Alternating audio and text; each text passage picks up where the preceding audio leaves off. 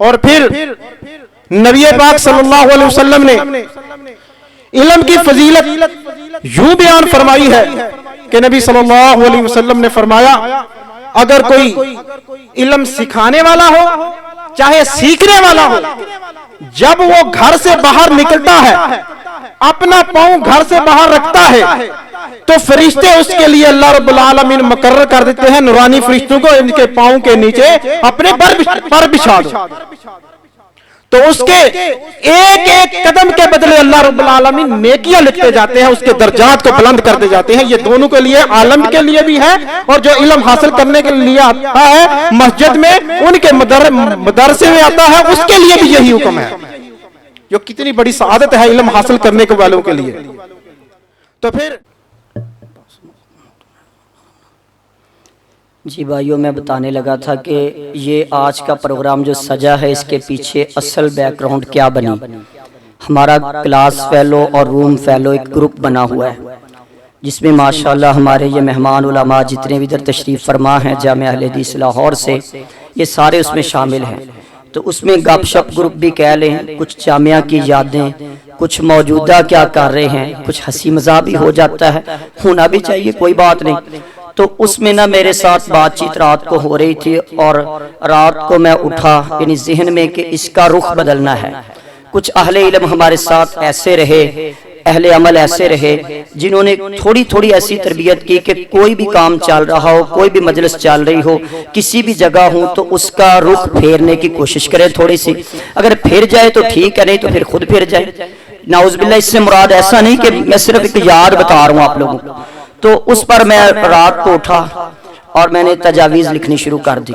और उस वक्त मेरे जहन में पॉइंट ये था, सीरत इमाम बुखारी में से कि 20-20 दफ़ा उनकी सीरत में लिखा है कि रात को ना 20-20 मरतबा भी उनको उठ के नुकात लिखने पड़ते। यानी एक नुक्ता ज़हन में आया, लिखा, फिर दोबारा को नुक्ता आया, फिर सो गए, फिर उठ गए, फिर लिख लिया। तो मैंने भी जिस वक्त तहरीर करनी होती है तो अक्सर यही सिस्टम होता है कि दिन में तो सेटिंग है पढ़ने पढ़ाने की, और रात को कोई पॉइंट नुक्ता आ जाए, लिखने बैठ जाऊं, सो भी जाऊं, लेट भी जाऊं, तो थोड़ी देर बाद कोई पॉइंट, कोई याद, कोई मामला आता है, फिर लेटे लेटे घंटे बाद उठ जाता हूं, फिर उठ जाता हूं। तो उस दिन जो मतलब 5-6 हमने वो तजावीज़ बनाई, वो मैंने ग्रुप के अंदर सेंड कर दी, उसको मतलब कंपोजिंग करवा के। और इन भाइयों की मोहब्बत की इंतहा देखें, इन्होंने उसको पढ़ा और प्लान बना लिया कि जी हम ना मौलाना सदीक नवाज साहब हफिज़हुल्लाह ताला, जो हमारे साहब का इमाम खतीब भी हैं इस इलाके में, इनको अमीर बनाया, सफर का अमीर सफर बनाया कि हम इनके साथ मिलके, कारी ताहिर इकबाल कलीम साहब ने इनको ये सारा मतलब कहा कि आप ये सिस्टम करें, आगाज करें इस पर। तो ये मतलब इस अंदाज में कि इधर आएंगे, इधर बैठ के उन्हीं तजावीज़ के ऊपर कि हमने अमल कैसे करना, ये हम आप सब के पास जाके तय करेंगे। ये इस मोहब्बत में यानी ये तशरीफ लाए हैं। तो इस तरह ये मतलब माहौल बना एक ग्रुप से कि कैसे ये दीन की तरफ और आज ये मजलिस सजने की तरफ आया मामला। तो इस ग्रुप में बहुत ज्यादा मुतहर्रिक जो सबको जगाने वाले इस वक्त फिल वक्त वो हमारे भाई खालिद यूसुफ साहब हफिज़हुल्लाह ताला, जिनके दुनियावी एतबार से भी मेरे ऊपर बड़े एहसान है। ये पिंडी भटिया में भी मेरे पास आई, ये लइये में भी मुझे मिले, ये मेरे गाँव में भी मुझे मिले, और लाहौर में मुश्किल औकात में मेरी मुआवनत, हत्ता कि इतना बड़ा एहसान कह लें कि जब मैंने 3 काम मैंने किए एक महीना, सिर्फ बुखारी के बाद 1 महीना मैंने पेट्रोल पंप पे लगाया, 1 महीना मैं तकरीबन मोमबत्तियां पैक करता रहा, और 1 महीना मैंने अचार फैक्ट्री में काम किया।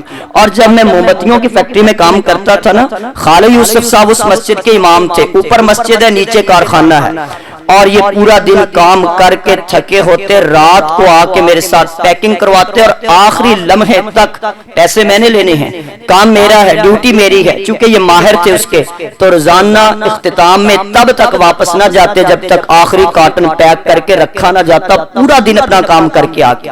ये मोहब्बत की इंतहा का वो दर्जा जो लफ्जों में बयान नहीं होता।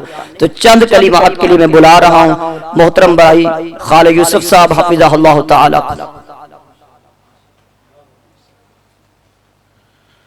अस्सलामु अलैकुम वरहमतुल्लाहि वबरकातुहू।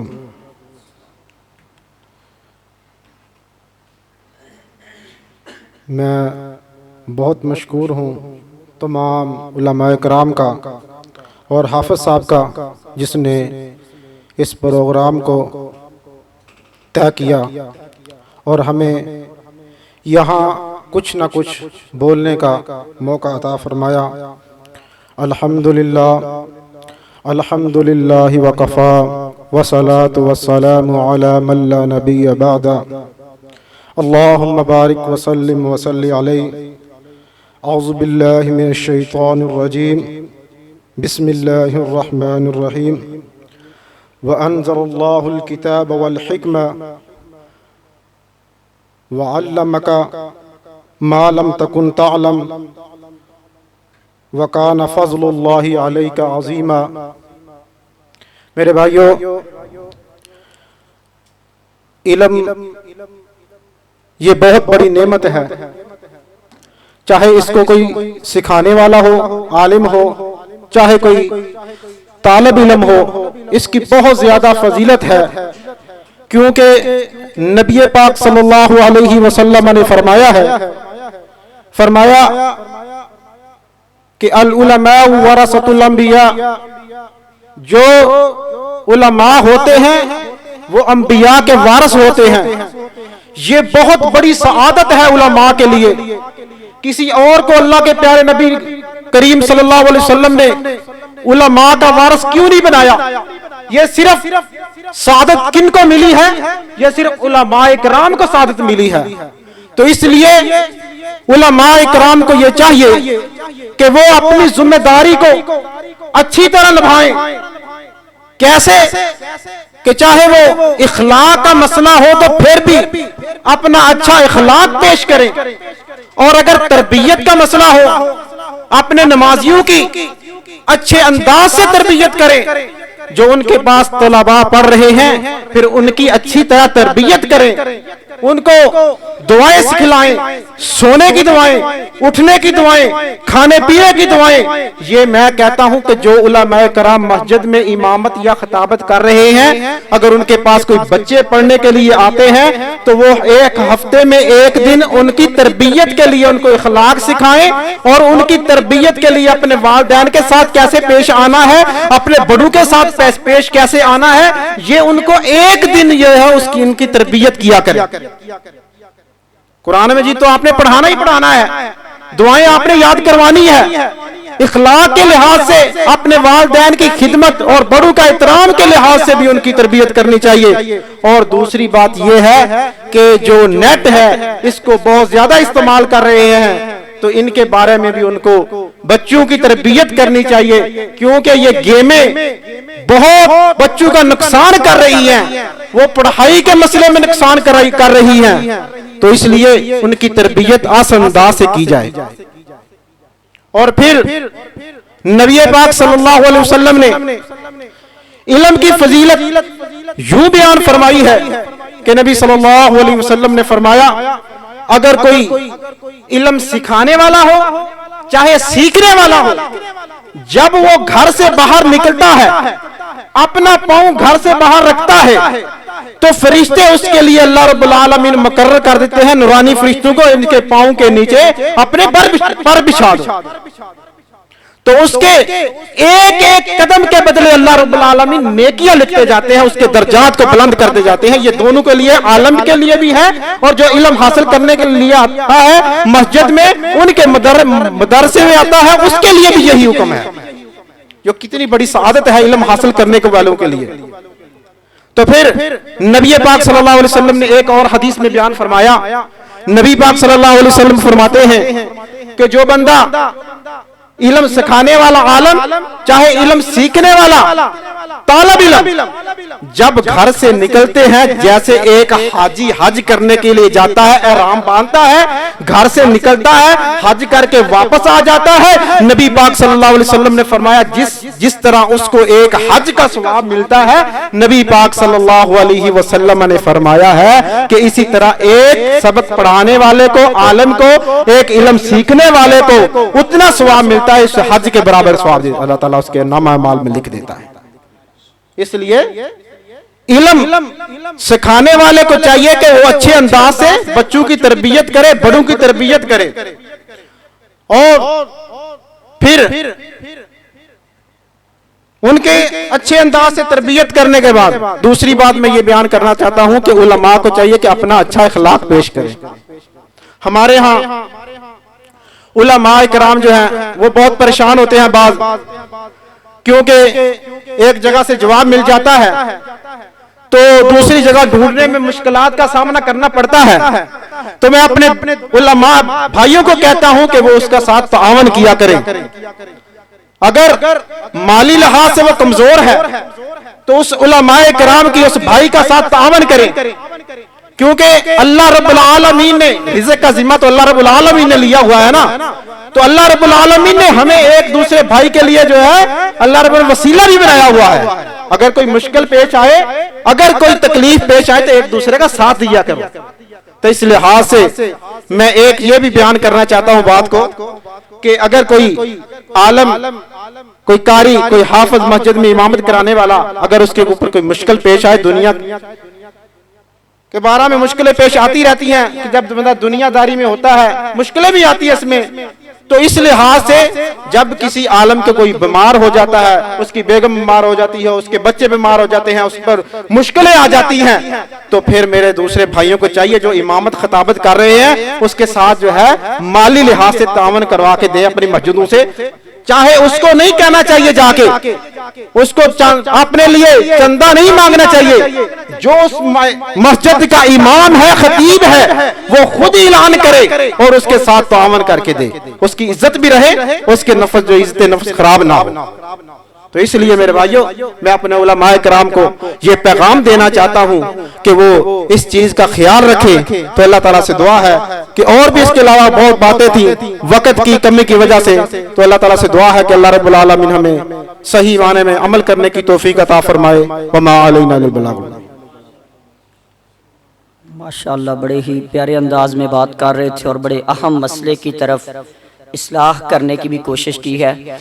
मैं अल्लामा एहसान रही ज़हीर रहमतुल्लाह अलैह के नवासे का क्लिप आपने भी सब ने सुना होगा। शायद इससे मीठी आवाज़ का क्लिप कोई कुरान के ऊपर हो, शायद ही, यानी मेरी नज़र में बहुत कम होगा। मा काना मुहम्मदुन अबा अहदिम मिन रिजालिकुम वलाकिन रसूलुल्लाह व खातमुन नबिय्यीन, यानी सबसे ज्यादा दुनिया में वो सुना गया तकरीबन इतना। उस पर छोटा सा इंटरव्यू देखा मैंने चंद मिनटों का, तो वो जो अल्लामा साहब के नवासे हैं उन्होंने बात की, यानी कई एक बातों में एक ये बात की कि जो होता है खतीब इमाम, उसको ना टूड़ी गाड़ी से, किसी बड़ी गाड़ी से, बड़े ओहदे से, मतलब वो आएगा ना उतर के, फिर उसको ये तरह तरह की बातें सुनाने वाले बात नहीं सुनाएंगे। आज सबसे बड़ा जो अलमिया है ना वो यही है जो अंग्रेज ने हमारे साथ साजिश की है, यही की है। इंग्लिश पढ़ने वाले को ओहदा दे दो, डॉक्टर को ओहदा दे दो, फौजी को ओहदा दे दो, इनको स्केल दे दो, दुनिया की तालीम पे अंग्रेजी पे स्केल दे दो, इसके ऊपर पेंशन दे दो, इसके ऊपर तनख्वाहें दे दो, इसके ऊपर मुराद दे दो। अगर ये चीजें आज, कसमिया कहता हूं, आज वो ग्रेट जो दुनिया की तालीम पे है, आज हुकूमत को इस्लामी आए, वो ऐलान कर दे हाफिज़े कुरान के लिए ये ग्रेट है, आलमे दीन के लिए ये ग्रेट है, इमाम मस्जिद के लिए ये ओहदा है, चीफ जस्टिस के बराबर खतीब का ओहदा है, ये ऐलान हो जाए, आज ही आपके सारे स्कूल वीरान हो जाए और सारी मस्जिद और मदारिस आबाद हो जाए। ये सिर्फ एक लालच, एक मफाद है जो आपको एक दिखा के, मतलब रसगुल्ले के अंदर जहर घोल के वो भर के हमें दे दिया गया और उसके साथ हम जो है ना लगे हुए हैं कि शायद ये कितना मीठा सिलसिला है। इंशाअल्लाह मीठा दीन ही है। तो अब मैं दावत देता हूँ मोहतरम जनाब सिद्दीक नवाज साहब हाफिज़हुल्लाह ताला, आप किसी तारफ के मोहताज नहीं है, उनके लिए तशरीफ लाए मुख्तसर वक्त के लिए।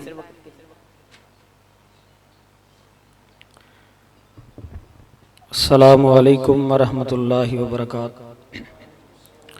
बिस्मिल्लाहिर रहमानिर रहीम। अलिफ लाम मीम ज़ालिकल किताबु ला रैब फीहि हुदल लिल मुत्तकीन। सदक़ल्लाहुल अज़ीम। सबसे पहले मैं बहुत ही मशकूर हूँ मोहतरम जनाब हाफिज राशिद मुनीर तबस्सुम साहब हाफिज़हुल्लाह ताला और उनकी पूरी जमात का कि जिन्होंने हमें ये इज्जत बख्शी कि हम उलमाए इकराम के दरमियान खड़े होकर गुफ्तगू कर रहे हैं। अल्लाह रब्बुल आलमीन हमारा सफ़र मिल बैठना आज की मजलिस अपनी बारगाह में कबूल फरमा के हमारे लिए ज़रिया निजात बनाए। और अक्सर लोग अल्हम्दुलिल्लाह मुझे जानते भी हैं, तो लंबी चौड़ी गुफ्तगू नहीं, हाफ़िज़ साहब ने सिर्फ तजवीज़ के लिए तब बुलाया है। तो मेरे भाइयों, अल्लाह रब्बुल आलमीन ने शुरू में कुरान में फरमाया कि जो कुरान है ये अल्लाह की किताब है, ये लोगों के लिए हदायत के लिए नबी अलैहिस्सलातु वस्सलाम पर नाज़िल की गई। और इस बात को काफिर भी मानने के लिए मजबूर हो गए हैं कि जब तक मुसलमानों में कुरान मौजूद है हम इनको शिकस्त नहीं दे सकते। तो इस इदारे को देखकर बहुत खुशी हुई कि दीनी जो है ये इदारा है, इनमें दीनी काम हो रहा है। लेकिन जिस तरह भाई मोहतरम खालिद यूसुफ साहब हफिज़हुल्लाह बयान फरमा रहे थे, सबसे पहले हमें अपने आप को तब्दील करना होगा, अपने आप को बदलना होगा, इखलास के साथ मेहनत करनी होगी। मुझे याद आया, जज्बात के साथ जो इंसान काम करता है तो वो चंद दिन के लिए, उसके बाद वो काम खत्म हो जाता है। तहम्मुल मजाजी के साथ, इत्मीनान के साथ काम करते चले जाएं, अल्लाह आपको तरक्कियां देता चला जाएगा। एक प्रोग्राम में मैं बैठा हुआ था, चंद दिन हुए, हमारा इदारा है बोयासल में, मोहम्मद बिन इस्माइल अल बुखारी, वहां के शेखुल हदीस बयान फरमा रहे थे। तो बहुत प्यारी उन्होंने बात फरमाई उलमा को काम करने के हवाले से। फरमाने लगे कि मोहतरम फजीलत शेख वली कामल इस्माइल सल्फी रहिमहुल्लाह, ये मुहद्दिसीन जो गुजरे हैं हमारे लिए नमूना है।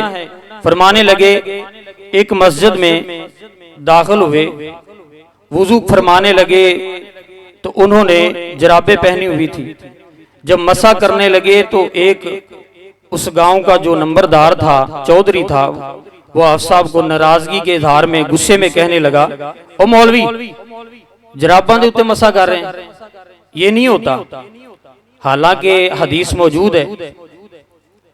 मोहम्मद इस्माइल सल्फी रहिमहुल्लाह ने उस बात का गुस्सा नहीं किया और फौरन उसकी बात सुनकर अपनी जुराबें उतार दी और पांव धो लिए। दूसरे दिन फिर यही वाकया, तीसरे दिन फिर यही ये मामला हुआ। तो जब तीसरे दिन उसने ये कहा तो मौलवी साहब ने, सल्फी साहब रहिमहुल्लाह ने फिर उसी तरह जुराबें उतारी और पांव धो लिए। तो वो आदमी ना हाफ़िज़ साहब के पास आया और कहने लगा, हाफ़िज़ साहब 3 दिन मैंने ये मामला देखा है, क्या हदीस मौजूद है जराबों के ऊपर मसा करने की? तो हाफ़िज़ साहब ने हदीस सुना दी। तो फरमाने लगे कि मैं बहुत बड़े बड़े उलमा देखे हैं, लेकिन आपका इखलास, आपकी मोहब्बत, आपका इखलाक, आप पहले दिन भी आप हक पर थे, हदीस बयान कर सकते थे, लेकिन आपने मेरी बात मानकर वो जुराबें उतार दी और पांव को धोए।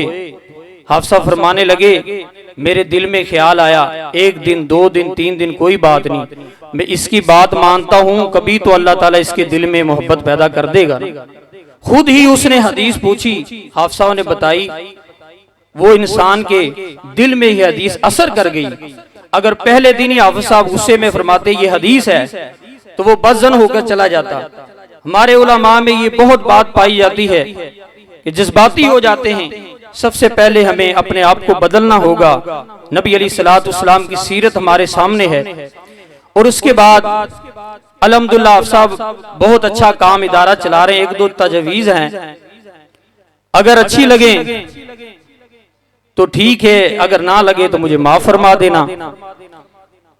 हमें चाहिए कि जो दूसरे लोग हैं वो बहुत तेजी से आगे बढ़ रहे हैं, रात दिन उनकी मेहनत होती है, मुसलमान नौजवान बच्चे बच्चियां गुमराह हो रहे हैं। और मेरे भाइयों, फितने का दौर है, परेशानी मुसीबत की मेन वजह यह है कि हम मुसलमान, हमारे मुसलमानों का आपस में इत्तेफाक नहीं। इस गांव में हमें चाहिए कि ऐसा बुजुर्ग उन्हें अमीर मुकर्रर किया जाए जिसकी लोग इज्जत करते हों। वो अमीर किस बात का हो कि वो जो लोग आपस में नाराज हैं, लड़े हुए हैं, वो प्यार मोहब्बत से उनकी सुलह करवाए। ऐसा बुजुर्ग वो हमें उनको अमीर मुकर्रर करें। और दूसरा कि जिस तरह मिसाल देते हैं कि रक्षे वाला रक्षे वाले की बात समझता है, मौलवी मौलवी की बात अच्छी तरह समझता है। किसी एक दुकानदार की ड्यूटी लगाई जाए कि जब अजान हो जाए जितनी दुकानें हैं वो उन दुकानों को बंद कर दिया जाए अजान के वक्त, ताकि सब जो दुकानदार हैं वो नमाज अदा कर सके। इस तरह का सिलसिला। और फिर जिस तरह अफसाओं ने बताया कि तबलीग का सिलसिला तो जारी और सारी है। अल्लाह ताला मजीद इज्जतें अता फरमाए और इस अदारे को अल्लाह रब्बुल आलमीन तरक्की अता फरमाए। मेरे भाइयों, जिस तरह हम बच्चे की तरबियत करेंगे बच्चा उस तरह ही करेगा। आज मुआशरा, यकीन मानिए हैरानगी होती है। छांगा मांगा में एक शादी थी तो मैं इसमें शामिल था। एक छोटा सा बच्चा जब निकाह हो गया तो दुआ करने लगे तो बच्चा अपने बाप से सवाल करता है कि पापा निकाह ये क्या है, दुआ किस लिए की जा रही है, चीज किस लिए बांटी जा रही है। तो उस बाप ने जवाब दिया कि बेटा इन दोनों का निकाह हो गया। तो वो बच्चा आगे से सवाल करता है निकाह किस तरह हो गया। अभी इन्होंने वो जो हिंदू वो आके इर्द गिर्द चक्कर लगाते हैं, वो बच्चा जबान से बोल रहा है कि इन्होंने ये तो किया नहीं। इसकी वजह क्या थी?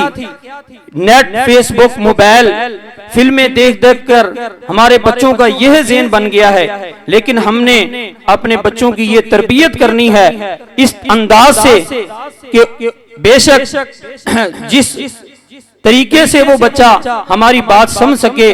मोबाइल चलाना को बुरी बात नहीं है, लेकिन मेरे भाइयों, दोस्तों, बुजुर्गों, मैं बात लंबी ना हो जाए, यहीं पे अपनी बात खत्म करता हूं कि सिर्फ और सिर्फ हमें कुरान का मुतालिया करना चाहिए। कुरान में हर चीज हमें मिलती है कि तरबियत हमने किस तरह करनी है, अपनी तरबियत किस तरह करनी है, हमने दुनिया का माहौल किस तरह जो है देखना है, उसके साथ किस तरह चलना है। ये सारा अल्लाह ताला ने कुरान में बयान फरमा दिया। और बल्कि शुरू में ही अल्लाह ने कह दिया कि ये लोगों के लिए, मुसलमानों के लिए हदायत है। मेरे भाइयों, दुआ है कि अल्लाह रब्बुल आलमीन हमें जिंदा रखे, इस्लाम पर मौत आए ईमान की हालत में। अल्लाह ताला हमें कलमा तौहीद पर मौत नसीब फरमाए। जो टूटे फूटे मैंने अल्फाज बयान किए हैं, अगर कोई गलती हो गई है तो वो मेरी तरफ से है। अल्लाह मुझे माफ फरमाए। आमीन व मा तौफीक इल्ला।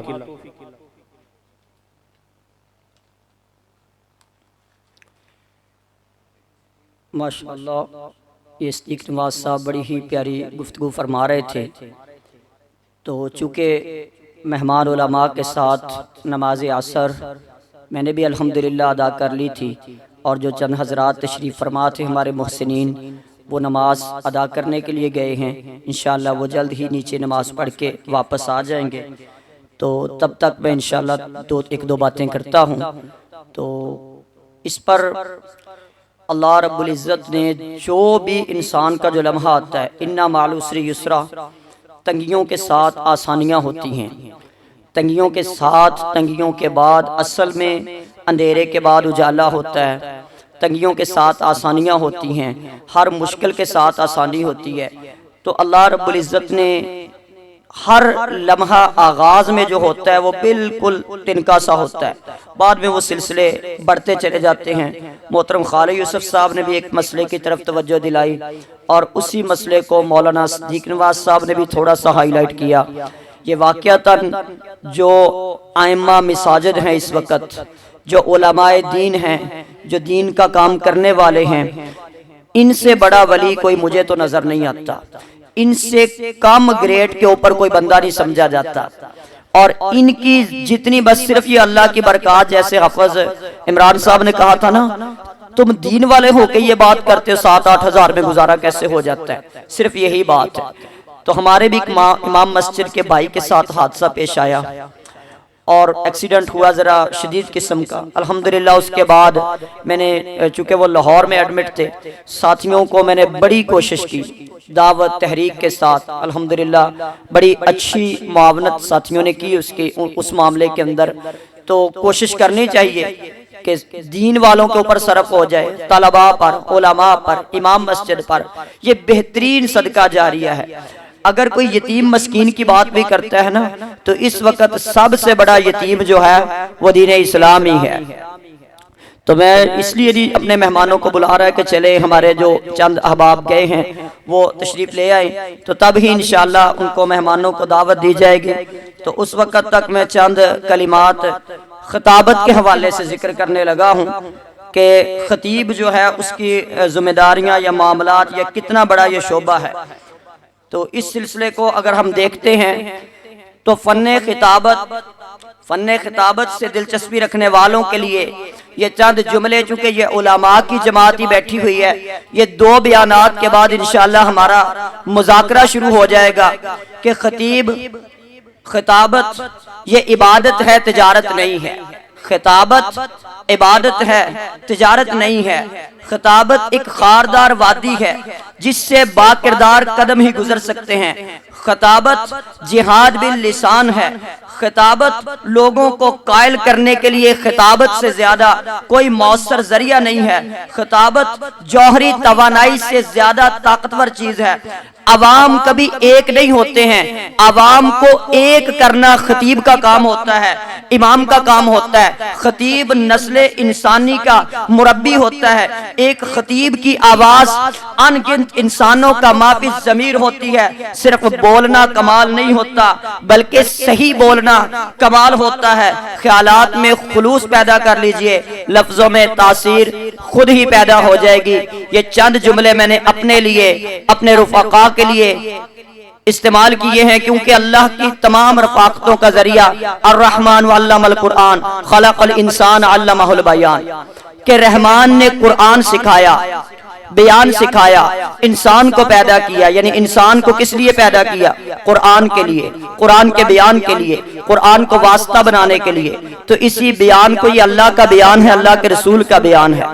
तो ये मैं चंद कलिमात उस वक़्त जब तक हमारे मेहमान नमाज अदा करके तशरीफ लाए हैं उसके दरमियान हिस्सा डाला है। तो इंशाअल्लाह इस कलिमात के बाद थोड़े से 1-2 मिनट के वक्फे के बाद अलामा बशारत सिद्दीकी साहब हाफिज़हुल्लाह ताला माफी ज़मीर इजहार फरमाएंगे अपना। और अगर मौका मिल सका तो 1-आध मिनट के लिए मौलाना इकबाल फारूकी साहब तशरीफ लाएंगे और आखिरी खिताब होगा इंतहाई मुख्तसर, वो भी इंशाअल्लाह कारी ताहिर इकबाल कलीम साहब हाफिज़हुल्लाह ताला।